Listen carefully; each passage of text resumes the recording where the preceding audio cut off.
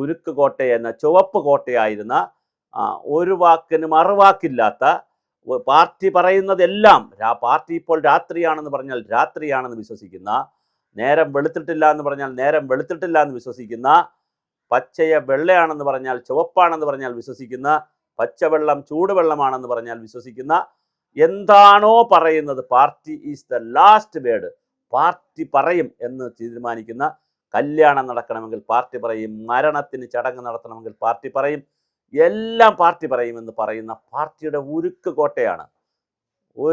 ഒരു തീരുമാനവും ആളുകൾക്കില്ല, എല്ലാം പാർട്ടിയാണ്.